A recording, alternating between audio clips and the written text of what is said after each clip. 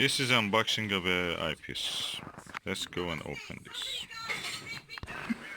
And let's see what is inside.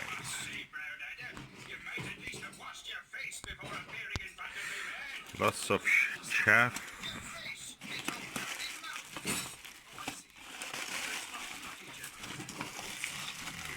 Let me just remove it. I will come back. Okay, that's the eyepiece. The rest of it is just rubbish. I'll put it out of way. Okay, now let's see.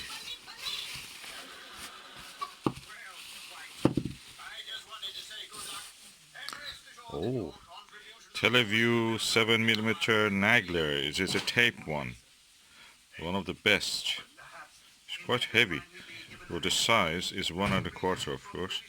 It's quite heavy.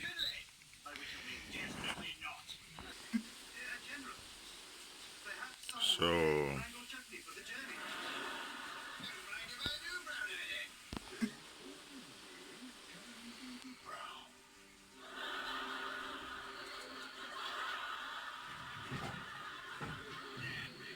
Taiwan, Republic of China. Okay. This is a Nagler, and we will see how it is. Okay, I'm going now to put this eyepiece in this Skywatcher ATED apochromatic telescope. Okay, now I'm going to look through it.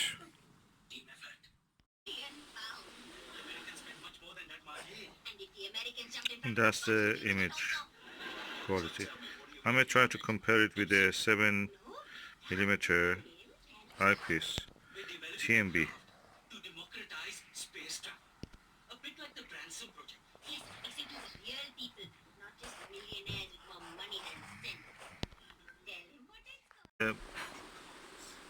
TMB optical super wide angle 7mm eyepiece, big lens. Let's look through it. The better eye relief you can see here, and I think the image quality is as good as a Nagler, or forgive me if I say better.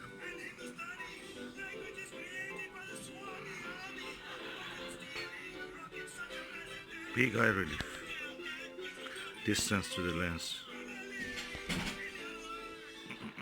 I have now tested and viewed in daylight with both Televue 7mm Nagler and TMB 7mm super wide angle. They are very close, but Nagler is a notch more clear in the image quality, so thumbs up for the Nagler. Tiny amount, but it goes to focus easier. We're finding the sweetest spot with this is a little more tricky, is softer, is wider the focus point.